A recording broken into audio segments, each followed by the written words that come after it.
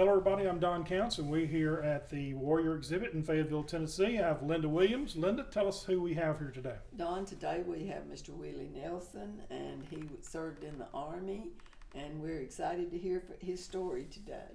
Willie, tell us a little bit about your life and where you grew up and what led you in the military. Okay, I grew up in Pulaski, Tennessee. I graduated from Giles County High School in 1974. When I graduated, I know I couldn't work in no factory because I didn't know how to act. So, so I took and joined the Army. I graduated in May and I went in the Army in November. And I done basic at Fort Knox, Kentucky. And from there I went to Fort Gordon, Georgia. And from Fort Gordon, Georgia, I went to Fort Hood, Texas. And then from Fort Hood, Texas, I went to Germany. Then I come back. Then I went to Fort Lewis, Washington. And then, well, I went a lot of places because I was in what you call a test bed. I worked on helicopters. When I was in Texas, I worked in communications, which is band and stuff like that. Kind of like when you pick up your telephone and talk, that's how it is in the Army. Then when I was in Washington, when I left Germany, I went into helicopters. I worked on a Huey, and then when they first bought the Black Hawk, I worked on one of the first 10 they ever had out there on the West Coast. And we was what's called a test bed, so I traveled every 90 days for 3 years, going somewhere. Couldn't take a leave or nothing, and that's what I done. And I had a lot of experiences in the Army. The Army was the best thing that ever happened to me. And I feel like the biggest mistake we made as a country was doing away with the draft. I agree. I do, because before I went in the Army, I had a real bad temper. And they taught me how to control it through hard work. And back when I went in, it wasn't no breeze. They could still beat you and do whatever they wanted to do back when I went in. Now they treat them like little babies. They give them a card, you can't talk to them for a while. And like I said, I worked on helicopters and communications, and the Huey was fine. The Black Hawk was better. It can do anything a fixed wing can do. I ended up coming out of the Army as an E5, E6. And like I said, I really enjoyed my life in the Army. It was the best thing that ever happened to me, besides my wife and kids and stuff. Let's go back, and when you left Giles County, where'd you go to basic? Fort Knox, Kentucky. Okay. And I stayed up there 12 weeks. Then I left Fort Knox and went to Fort Gordon, Georgia. Fort Gordon. Was that the helicopters or was it Fort Rucker? Trying to think. One of them was communications anyway. How'd you learn that? They teach you? Yeah. Well, you go to class, and back then you had two ways to learn. You could read a book, or they had tapes that you could listen to that would tell you the same thing. And at the end of the course, every 2 weeks you had to take a test. And then when you graduated from that first step, the second step was hands-on. You go in here and they'll show you all this equipment. They'll show you how to wire it up, and they give you a couple of days to learn that. And then you had to do it on your own in order to pass the test. Then you go to the next piece of equipment. And each one of them was a little higher than the other ones as far as communications go. And then when you get in communication so far, you had to have a top secret clearance because of the stuff you work with. And that's what I done there. That's how I learned all that. Now, when you got out of the service, did what you learned in the service help you with jobs or careers? It helped me being a veteran. And what I learned, I worked on helicopters, this, that, and the other, and communications. And when I first got out of communications, I couldn't get no job. I went to electronic school, still couldn't get no job due to whatever's whatever. We ain't gonna go down that road. But in order to work in the aircraft industry, you had to have an A&P license. And the only schools was in Montana and California.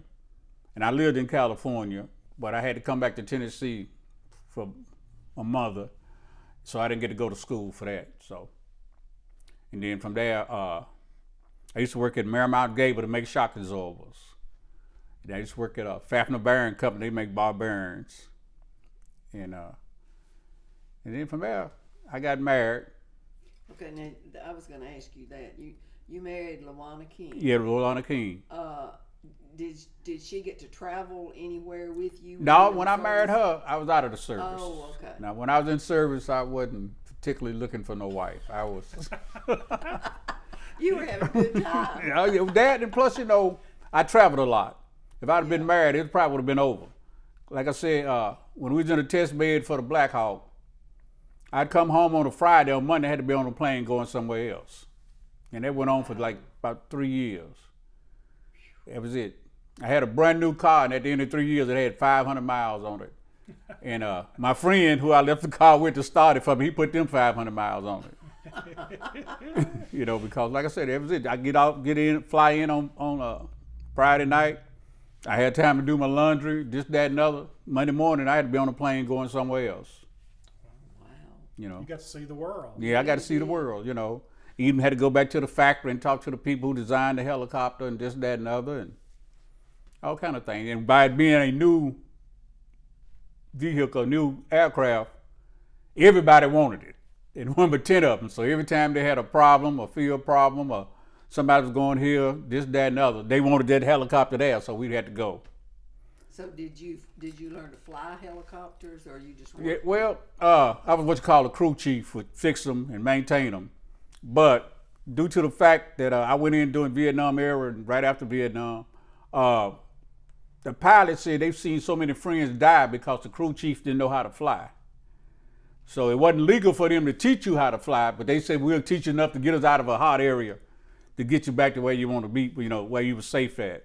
Yeah. That's good. Well, that was good. Yeah, so, you know, a lot of older pilots that was in Vietnam and this, that, and the other, Mr. O's, I remember a lot of them names, and they would do that, you know. And plus a Black Hawk will fly itself. It's almost like a airplane. It's like it had 9 computers on it. You turn them all on and tell them what, punch in the coordinates, it'll fly you right there and stay. Wow. Mercy. And also inside of a Black Hawk, you can pull enough negative G's that you could float around in the back of it. Wow. You can drop so fast. So, you know, it was real I'm good. going to be in it and doing that. No. Oh, I you think know, so either. I flew a lot. And my first time on a plane was going to Fort Hood, Texas. I got off a commercial plane, and I'm on a little 12-seater plane. Yeah. And I looked up there with red lights on in that panel. They pulled the curtain. I was scared. I said, I'd never fly on nothing that's small again. And but I flew a lot and I enjoyed it. And to us, it was fun. You know, we get somebody like you or Don. Yeah. They come on there sometime. And we call what we call, let's take them over the edge of the world. This is where you go, and it's like a 2,000-foot drop. And they be floating around in the back, and we be laughing. Yeah. You know, we be laughing, you know, because it was fun. You know, I didn't never think nothing about it, you know. I know I maintained it. And if it crashed, it wasn't going to be from mechanical problems, you know, which we had some fly in the mountains, this, that, and the other. But during certain times, especially when Mount St. Helens went off. See, I was in Washington when all that was going on. Oh, wow. And that was rough. What's some of the maintenance you had to do on a helicopter like that? What's involved in that? Well, before it fly, you got to do all these inspections from one end to the other. You got to, you know, and okay, you had to make sure all the blades is right. Look at them, make sure ain't nothing dented, this, that, and the other. Tail rotor blade, you had to go inside and look and make sure it had APU. It takes something to start a engine for a Black Hawk. It's called APU. You checked it and then make sure it'll work. And, you know, just general look over everything. It's actually an 8-hour process just to do what you call a daily. Wow. But they wouldn't let you do no 8 hours because you had to pull off all these covers and inspect everything and look at the oil levels and make sure there ain't no fuel leaks. And it's parts what's called safety wire. That's where a nut loose and turn left. It's a hole drill in it, and once you tighten it down, you wire it. You wire it to something else so that the boat can't vibrate and loosen back up. You had to check all them. Wow. And one of them messed up, it's called a red X, and the helicopter can't fly. And you had to do all that, you know. And like I say, you clean all the plexiglass, and you do this, and you do that. And then as a crew chief, when it left the ground, you left the ground, you know, and you fly somewhere.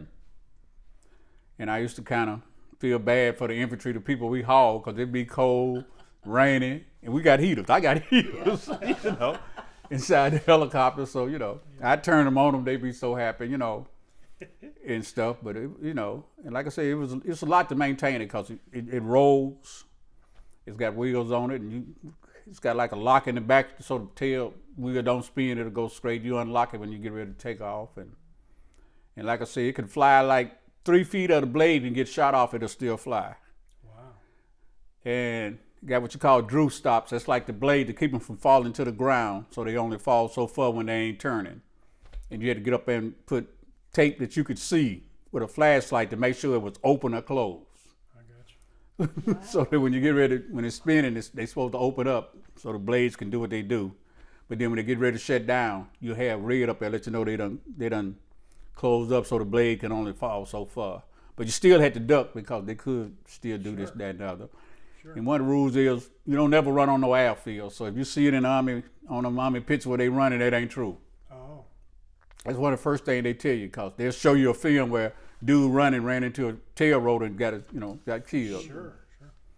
You know. About that, but that makes You know, sense. and that was last job. Communication was fun too, except we stayed a lot in the field. We'd go to the field in July and wouldn't come back to the 21st. We go to the field the 5th of July, come back the 21st of November. What'd you do during that time? What kind of communication you talking? Okay, Bell Telephone Company rated us. And Bell Telephone Company have a 98% rate. Ours was 96. You know, and what you Better do. than they were. Yeah. And okay, we have what you call a relay. Okay, say like here to Pulaski, you can't talk over the radio. You can now, but back then you could. If you put another vehicle in the middle, where they take the signal in here, go through the communication out here. And then you'd have where some general somewhere pick up his phone and he want to talk to somebody over here, and that's what you had to make sure he could do that. And then they had other people. Like my job was pretty easy to a certain degree because I rode in a vehicle, park, set up my antennas and through. Then you had people who ran the cable. They had to hump through the woods and hook it up to your vehicle so it could either go by cable or by radio frequency. That's cool. Wow. And like I said, you maintain these stacks of equipment, you know. When the door opens, the lights go out, you know. And like I said, we go over to Germany for reforger and this, that, and the other. That's when you stay out there so long. And, you know, and we put up towers, kind of like you see out here that communication and Bell South got. And see, when you put them towers up, they design so that when they collapse, they go around in a circle. They don't fall over. Okay. They spin around like this and collapse on top of each other all the way down. So you can survive if you're up there if it falls. Okay. And that's where you wired. Every so many spaces, you have a wire to pull this way, that way, all 4 ways to make it go around in a circle and collapse like that.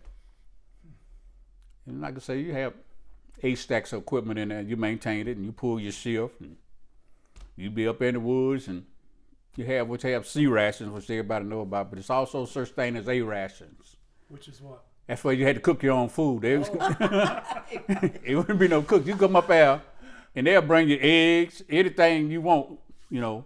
It's kind of like you call, so look at man, we want eggs, we need this, this, and this. They bring all this stuff up there and you get up every morning and cook because you're on side of a mountain somewhere by yourself. Wow. When you run a relay station. And you know, you don't want to eat C rations all the time. So if you're lucky enough to get on A rations and stuff, but a lot of times, you know, and so you cook it for yourself. You get up in the morning, you know, you make yourself French toast and this, that, and the other. Which C rations ain't bad if you warm them up. Now, when you were in Germany, were you in communications? Yeah, I was in communications. Okay. And where I was stationed at, if a war broke out, my life expectancy, well, everybody's life expectancy was 30 seconds. Oh man. You know. Man. In Germany, it's a trip. You think you're in the middle of nowhere and the German people come walking through your area. And back then, it was one of the cleanest country you ever want to see. Every week, they get out and sweep the streets and everything. Wow. You don't see no paper. You don't see nothing. Nowhere. Wow. And when we went to the field, if we broke a tree limb, Germans be there. U.S. government had to pay for it. Wow. And if you killed a chicken or something in a convoy, they done figured out how many eggs that chicken would have laid, how many chickens would have come from that, and the government had to pay for it. You're kidding. I ain't kidding. You know, we had to learn all this stuff. You know, I mean, they tell you all this stuff. They don't go out here and do this, and this, you know. And they'd come through, you know, bad to say, but stuff that we throw away, they be wanting. Oh. Because there's some things in C rations you don't eat. Yeah. And you catch them out there and they be going through the trash and this, that, and the other. And even though, well, I can't get in trouble for it now, but I'd go in there and give them a case of C rations. Oh, man, get out of that trash can and take this on back home. You know, I couldn't stand to see no kids and nobody running through no trash. Right. Oh yeah. And it wasn't that they hungry, but it's just, that. And then next thing you know, here comes somebody up through there. They'll bring you a sandwich and a bottle of potato wine about this tall because you done gave them all this food. You know, Yeah.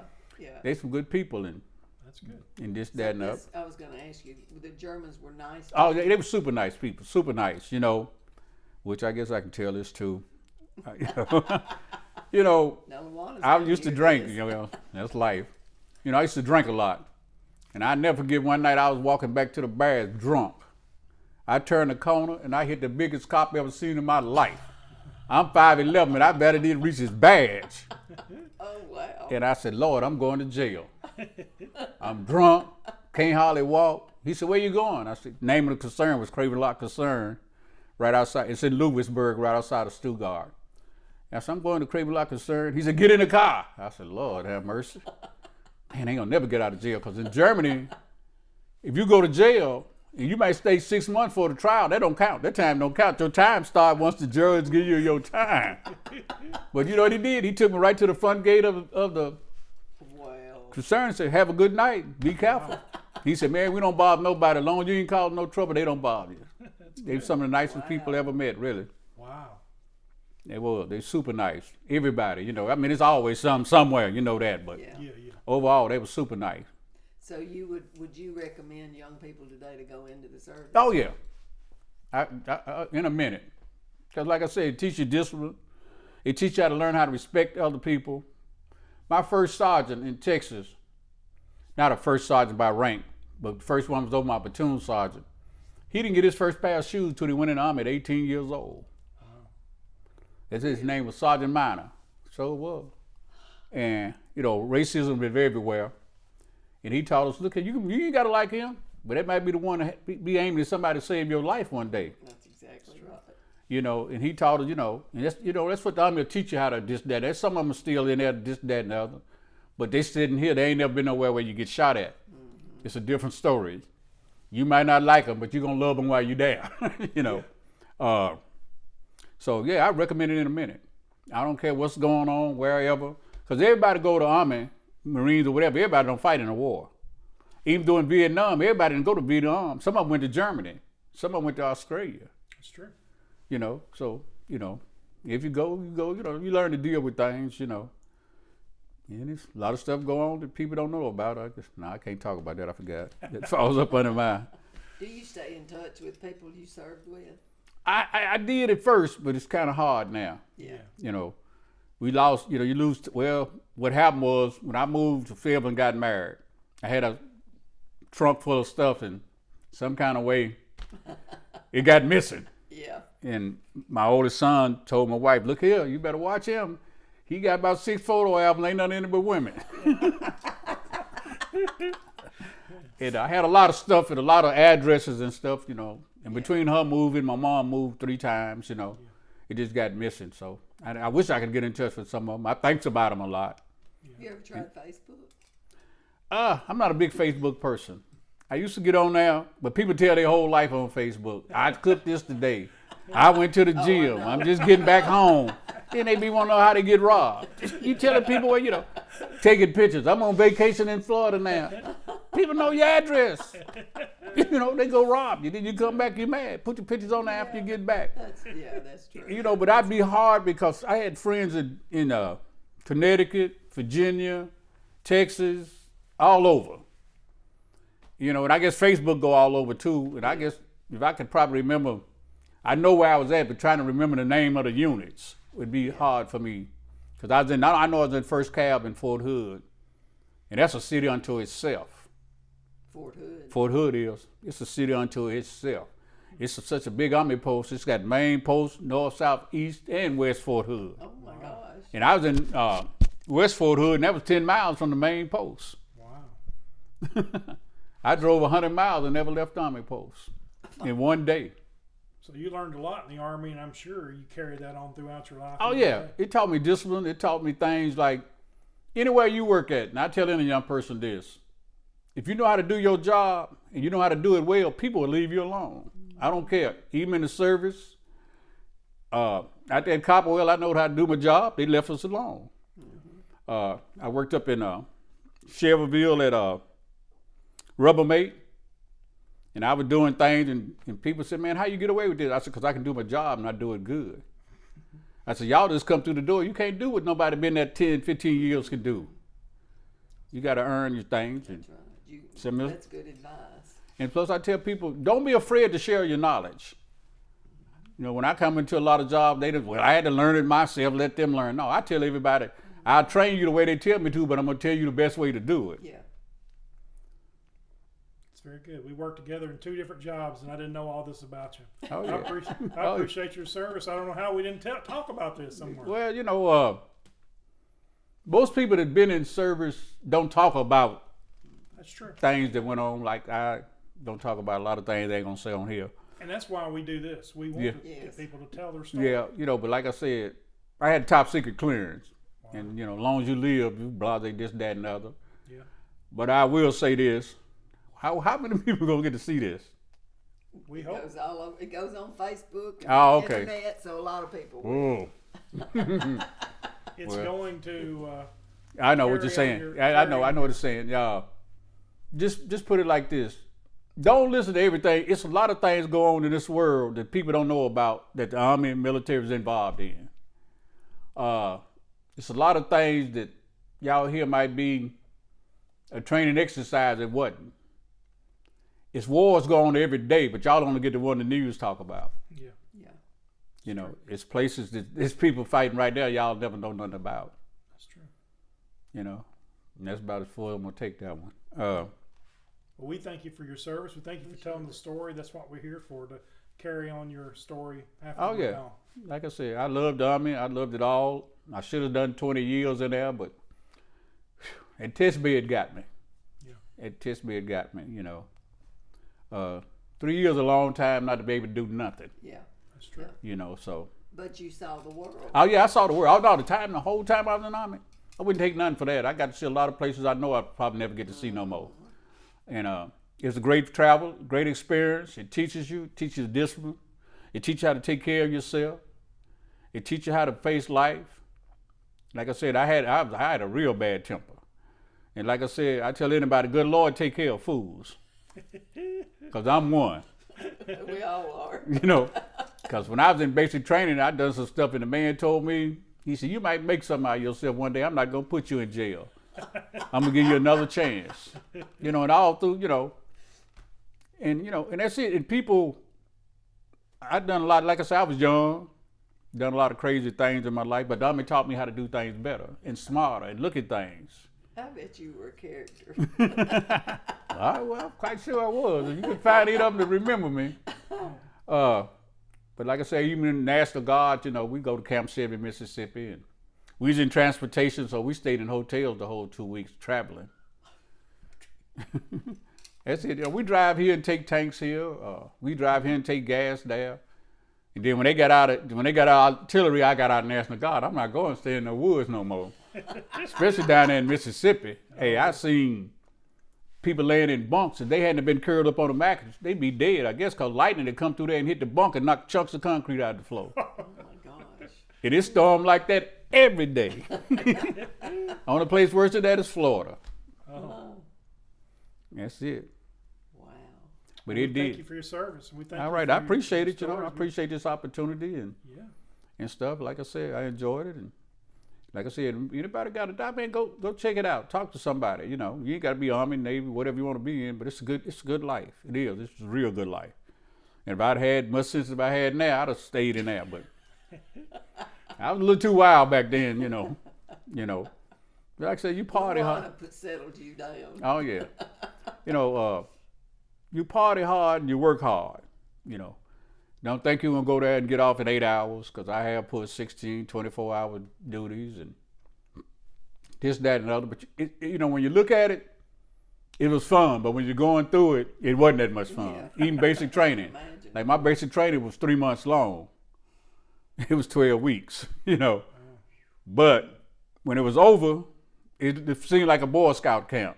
Well, that's true. But when we ran...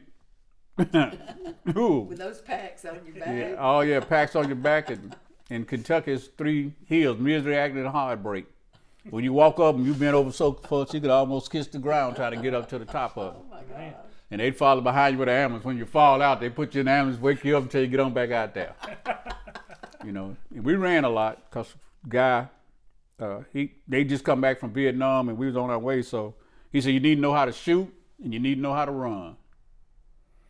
And he had a quarter welded onto the end of a rod. And every round outside of that quarter was 100 push-ups. Oh. Did you serve in country in Vietnam? Nah. I was doing the area, but nah. It was scheduled to go a couple of times. They done a lot of things, but it was kind of, nah. Other places, but not there. No. Okay. That's good.